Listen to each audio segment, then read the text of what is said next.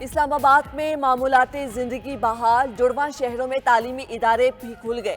شہر کے تمام داخلی اور خارجی راستوں پر ٹریفک رواں دواں، ڈی چوک اور اطراف کی صفائی بھی کر دی گئی۔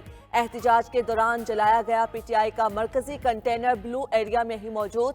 ادھر اسلام آباد کے ساتھ پنجاب میں بھی موٹر ویز کے تمام سیکشنز اور قومی شاہراہوں پر ٹریفک بحال۔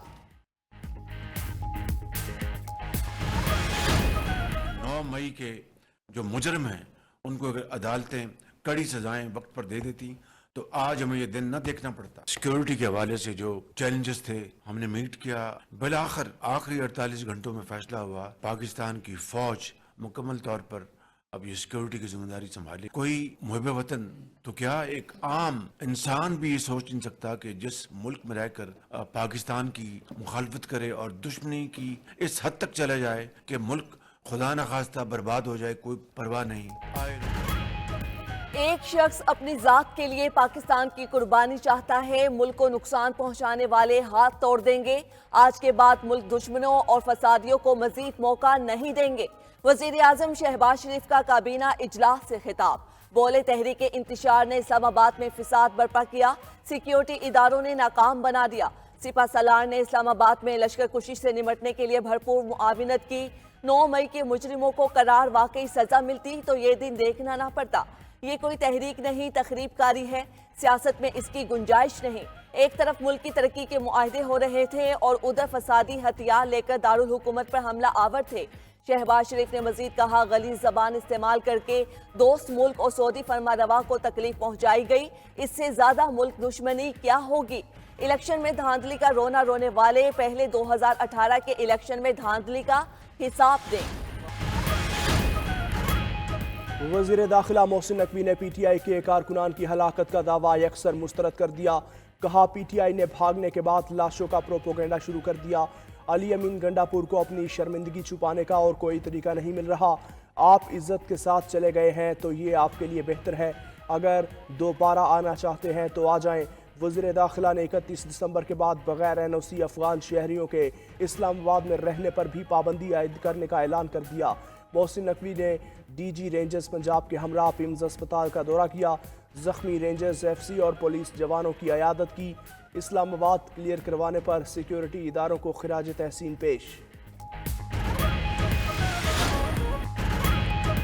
دھرنا ایک تحریک ہے جو جاری رہے گا، صرف بانی پی ٹی آئی کی کال پر ہی واپس ہوگا۔ وزیر اعلیٰ خیبر پختونخوا کا احتجاج جاری رکھنے کا اعلان۔ علی امین گنڈاپور بولے، ہم پر گولیاں چلائی گئیں، کیا ہم دہشت گرد ہیں؟ جب سیدھی فائرنگ ہوئی تو بشا بی بی کو لے کر نکلنا پڑا۔ ہمارا لیڈر ناجائز کیسز میں جیل کے اندر ہے۔ پرامن احتجاج کرنے پر جبر کیا گیا۔ 2.5 سال سے بے بنیاد مقدمات بنائے جا رہے ہیں، اپنے حق کے لیے آواز اٹھاتے رہیں گے۔ اپوزیشن لیڈر عمر ایوب نے کہا، عوام آئین اور قانون کی بالادستی کے لیے گھروں سے نکلیں، تشدد بھی ہم پر ہوا اور مقدمات بھی ہم پر ہی کر دیے گئے۔ ملک خون ریزی کی سیاست کا متحمل نہیں، مولانا فضل الرحمان کی اسلام آباد میں پرتشدد واقعات کی مذمت۔ بولے، اگر حکومت ہر صورت جیل میں رکھنے اور وہ نکالنے پر بزد ہوں تو ملک میں انارکی ہی ہوگی۔ اتنے انتظامات کے باوجود پی ٹی آئی والے ڈی چوک کیسے آ گئے؟ کیا تشدد کا راستہ بنانے کے لیے ان کو آنے دیا گیا؟ موجودہ حالات کی اصل وجہ 8 فروری کے الیکشن ہے۔ اداروں کو الیکشن سے دور ہونا ہوگا، تبھی عوام کو سکون ملے گا۔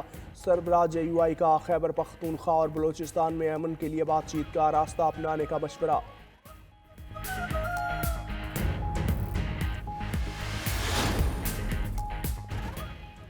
بیلاروس کے صدر اور army chief general Syed Asim Munir کی ملاقات، 2 طرفہ تعلقات اور باہمی دلچسپی کے امور پر تبادلہ خیال۔ آئی ایس پی آر کے مطابق ملاقات میں خطے کی سیکیورٹی اور درپیش چیلنجز پر بات چیت ہوئی۔ آرمی چیف نے بیلاروس کی عالمی اور خطے کے لیے کردار کی تعریف کی۔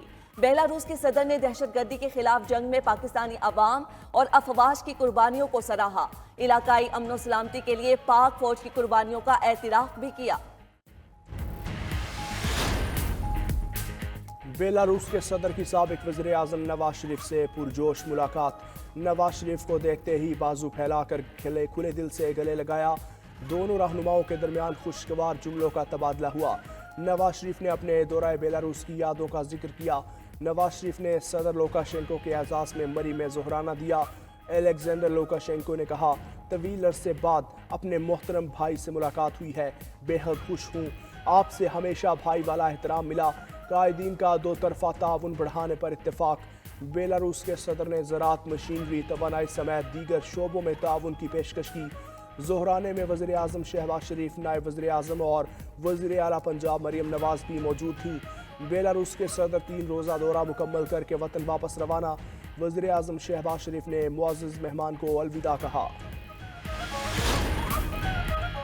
बानी PTI और पार्टी क़यादत के खिलाफ इस्लामाबाद, रावलपिंडी और अटक के मुख्तलिफ थानों में 16 नए मुकदमात दर्ज।